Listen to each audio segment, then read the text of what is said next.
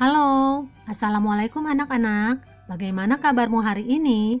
Semoga semua dalam keadaan sehat dan tetap semangat ya.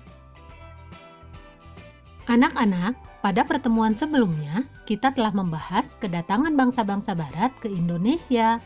Bagaimana kondisi masyarakat Indonesia pada masa penjajahan? Nah, pada pertemuan kali ini kita awali dengan membahas pengaruh monopoli dalam perdagangan. Anak-anak, coba kalian perhatikan gambar perkebunan cengkeh berikut ini. Cengkeh merupakan salah satu hasil utama masyarakat Maluku. Hasil perkebunan tersebut merupakan tanaman ekspor yang sangat dibutuhkan masyarakat Eropa. Perusahaan dagang Belanda VOC berusaha menguasai perdagangan tersebut. Rakyat hanya diperbolehkan menjual hasil perkebunan tersebut kepada VOC. Para pedagang lain tidak diperbolehkan membeli hasil perkebunan dari rakyat tersebut. VOC telah melakukan penguasaan perdagangan di Maluku atau disebut praktik monopoli. Pada awal kedatangannya, bangsa-bangsa barat diterima dengan baik oleh rakyat Indonesia. Hubungan perdagangan tersebut kemudian berubah menjadi hubungan penguasaan atau penjajahan. Pada awalnya, VOC meminta keistimewaan hak-hak dagang, akan tetapi dalam perkembangannya menjadi penguasaan pasar atau monopoli. VOC menekan para raja untuk memberikan kebijakan perdagangan hanya dengan VOC. Akhirnya, VOC bukan hanya menguasai daerah perdagangan, tetapi juga menguasai politik atau pemerintahan. Kalian tentu sering mendengar istilah monopoli. Apa yang disebut monopoli? Monopoli adalah penguasaan pasar yang dilakukan oleh satu atau sedikit perusahaan. Bagi pelaku perusahaan, monopoli sangat menguntungkan karena mereka dapat menentukan harga beli dan harga jual. Sebagai contoh, pada saat melakukan monopoli rempah-rempah di Indonesia, VOC membuat perjanjian dengan kerajaan-kerajaan di Indonesia. Isinya, setiap kerajaan hanya mengizinkan rakyat menjual hasil bumi kepada VOC. Karena produsen sudah dikuasai VOC, maka pada saat rempah-rempah dijual, harganya sangat turun. Sebaliknya, VOC menjual kembali ke Eropa dengan harga yang sangat tinggi. VOC memang dibentuk dengan tujuan untuk menghindari persaingan di antara perusahaan dagang Belanda dan memperkuat diri agar dapat bersaing dengan perusahaan dagang dari negara lain seperti Portugis dan Inggris. Oleh pemerintah kerajaan Belanda, VOC diberi hak-hak istimewa yang dikenal dengan nama hak oktrooi seperti: pertama, hak mencetak uang; yang kedua, hak memiliki angkatan perang; yang ketiga, hak memerintah daerah yang diduduki; yang keempat, hak melakukan perjanjian dengan raja-raja; selanjutnya yang kelima, hak memonopoli perdagangan rempah-rempah; dan yang terakhir, hak mendirikan benteng. Tentu kalian bertanya, mengapa kerajaan-kerajaan di Indonesia membiarkan VOC memonopoli perdagangan? Semua itu terjadi karena keterpaksaan. Dengan adanya hak oktrooi tersebut, Belanda memaksa kerajaan-kerajaan di Indonesia untuk menandatangani kontrak monopoli dengan berbagai cara. Salah satu caranya adalah politik adu domba atau dikenal dengan divide et impera.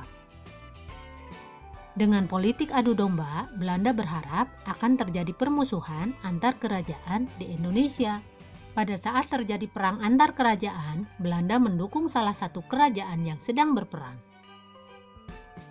Setelah pihak yang didukung Belanda menang, Belanda biasanya meminta imbalan berupa monopoli perdagangan atau penguasaan atas beberapa lahan atau daerah. Akibat adanya monopoli, rakyat Indonesia sangat menderita.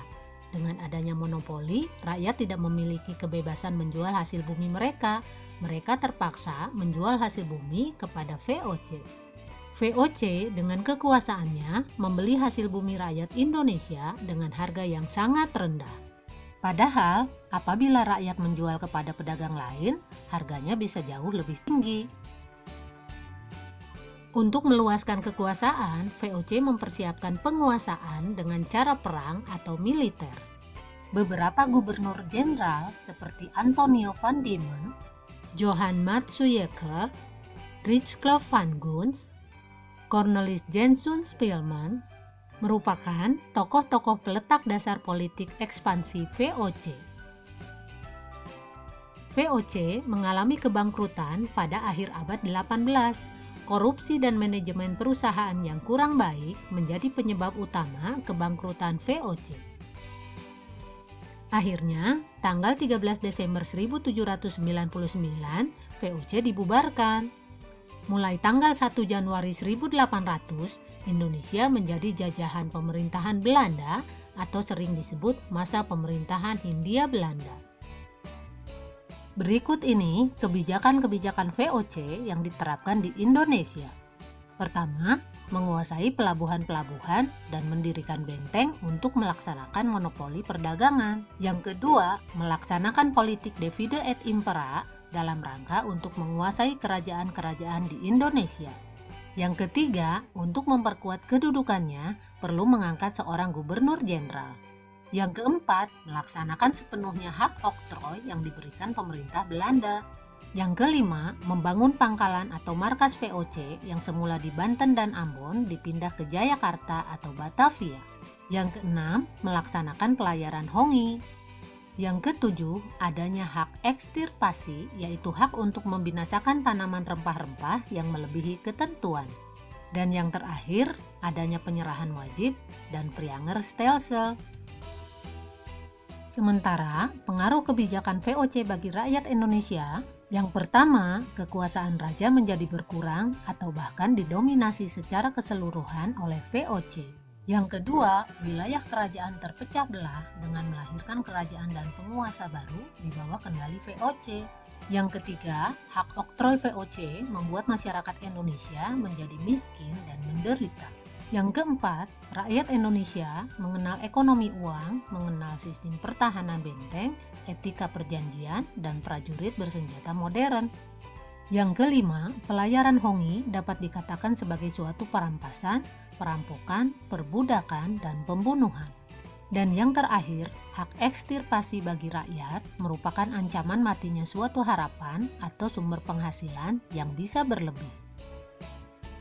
Nah anak-anak, itulah kondisi masyarakat Indonesia akibat pengaruh monopoli VOC dalam perdagangan. Kebijakan apalagi yang diterapkan oleh pemerintah kolonial kepada bangsa Indonesia? Kita lanjutkan pada pertemuan berikutnya. Wassalamualaikum warahmatullahi wabarakatuh.